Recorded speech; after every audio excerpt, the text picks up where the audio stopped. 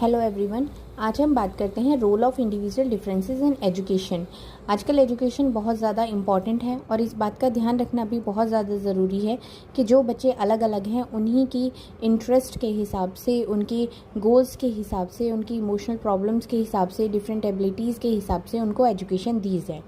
अब modern education में ये बहुत ही ज़्यादा इम्पॉर्टेंट हो गया है कि हर बच्चे का एक कंप्लीट डेवलपमेंट होना चाहिए, क्योंकि हर बच्चे का गोल, उसका इंटरेस्ट, उसके इमोशनल प्रॉब्लम्स, डिफरेंट एबिलिटीज़, ये सब कुछ अलग अलग होता है। तो हम इस चीज़ को हम इग्नोर नहीं कर सकते कि अगर हम इस तरीके से ध्यान ना दें और उनको एजुकेशन दें। एजुकेशन अगर हम बच्चे को दे रहे हैं तो इन सारी चीज़ों को ध्यान में रखना बहुत ही ज़्यादा इम्पॉर्टेंट है। इसमें कुछ पॉइंट्स आते हैं जिनका हमें ध्यान रखना चाहिए, जैसे कि limited size of the class. बहुत बड़ी बड़ी क्लास नहीं होनी चाहिए, लिमिटेड बच्चे होने चाहिए क्लास में, जिससे कि जो टीचर है वो हर बच्चे पर बहुत अच्छी तरीके से ध्यान दे सके। Proper division of the class में प्रॉपर डिवीज़न इस तरीके से होना चाहिए कि जिन बच्चों पे बहुत ज़्यादा फोकस करना है उनको अलग तरीके से बिठाया जाए। बाकी जो और सारे बच्चे हैं, मतलब जिस बच्चे का इंटरेस्ट है अलग है, जिसका एबिलिटीज़ अलग हैं, उसके हिसाब से प्रॉपर डिवीज़न क्लास में होना चाहिए। होम टास्क हर किसी बच्चे के अकॉर्डिंग उसको होम टास्क दिया जाना ज़रूरी है। फैक्टर्स ऑफ, अगर हम सेक्स की बात करते हैं तो आज की डेट में भी सोसाइटी में लड़का और लड़की के अंदर बहुत ज़्यादा डिफरेंस माना जाता है, तो उसको भी ध्यान में रखना बहुत ज़्यादा ज़रूरी है।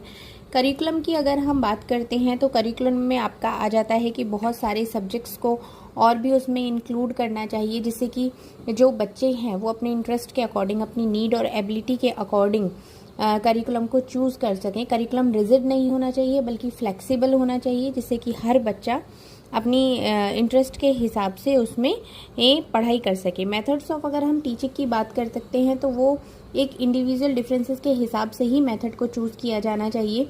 मतलब ज़रूरी नहीं है कि हर बच्चे के लिए आप सेम मेथड का यूज़ करें। एजुकेशनल गाइडेंस की अगर हम बात करते हैं तो बच्चों को समय समय पर गाइडेंस भी मिलनी चाहिए कि आगे उनको करियर में क्या करना है, कौन सा सब्जेक्ट उनको चूज़ करना है, या बुक्स किस तरीके की चूज़ करनी है, हॉबीज़ में, को करिकुलर एक्टिविटीज़ में, इन सब में गाइडेंस ज़रूर मिलना चाहिए।